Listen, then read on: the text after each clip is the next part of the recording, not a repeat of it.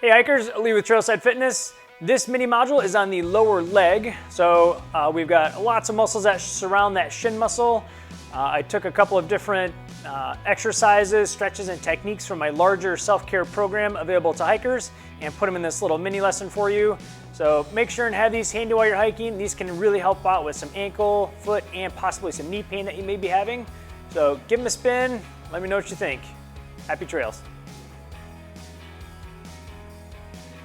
For this module, we're going to take a look at the big shin muscle in the front of your leg and some of the muscles on the side. So the big one you've got right off the bat is that big shin muscle, Tibialis anterior, which really just means front of the shin. So this muscle, as you may know, is responsible for pulling the toes up. What you may not know is that this muscle also controls the speed of the foot back down to the ground. If you have any tendonitis or inflammation in this muscle, it's usually going to be down low, but if you have shin splints, you may feel it all up the front of the leg. So as critical as this muscle is for hikers, we want to make sure we're doing our best to take care of this thing. So I'm going to give you a few techniques that you can really make sure you keep this workhorse in fine order. One of the best ways to take care of this muscle is by taking your trekking pole and running it right down the length of that muscle on the front side. So this one, you're just going to find a pressure that feels like it's helpful but not creating damage. And you're just going to glide up and down the belly of the muscle. You can also move your foot up and down a little bit as you go. You're going to want to go from just below the knee all the way down to just above the ankle for this one.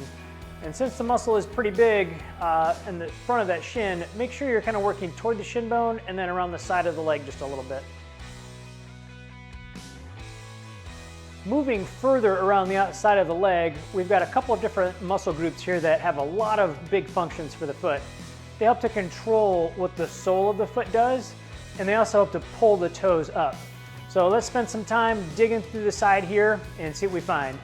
One thing to note, you do have a nerve that's fairly superficial through here, so if there's any tinging or electric type feeling, you'll just want to move off of that area because you're probably onto that nerve.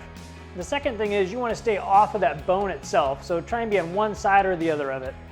That's going to be your best bet for safety.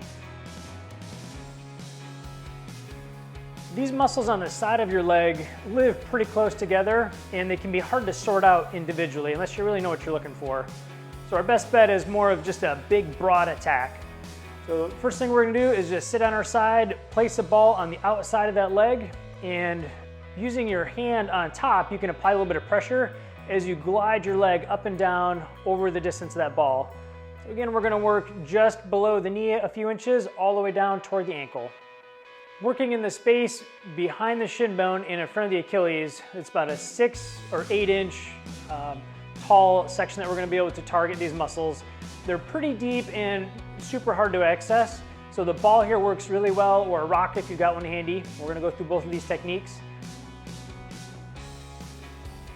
Use your fingers for this one, so you just sink your fingers right in behind that shin bone. You're looking for spots that feel a bit tender and like they need a little bit of attention.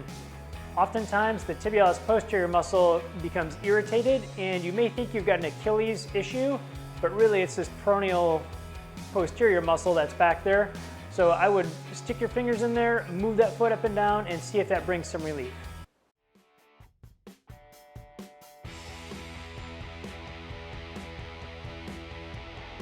The knee sit is one of my favorites. It covers a lot of ground and it's super beneficial for hikers. So this one you're going to feel on the bottom of your feet, and if your feet aren't very limber, they're probably going to cramp up here. So be a little patient as you kind of ease into this stretch. You can always use a towel or a roll-up jacket or something between your butt and your heels to raise you up a little bit, and that might make it a little bit easier. So for this one, you're basically just going to sit on your knees and then put your butt back to your heels and just hang out here and enjoy this stretch. This one is dynamite for the knees. You may get a little bit of a quad stretch if you lean your torso backward as well. And it's also great for the ankles and the bottom of the feet like I mentioned. So this one makes it into my top 2 stretches for hikers. I love this one.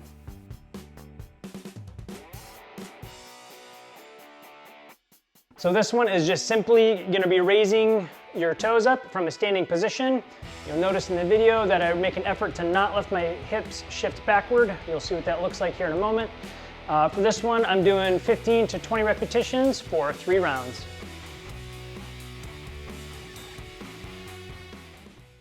This exercise is for the tibialis posterior. So for this one, you're going to squeeze a tennis ball between your heels as you perform calf raise. So by squeezing that tennis ball, it's going to activate that tibialis posterior muscle, which is going to be super critical in maintaining the arch of your foot, especially while you hike.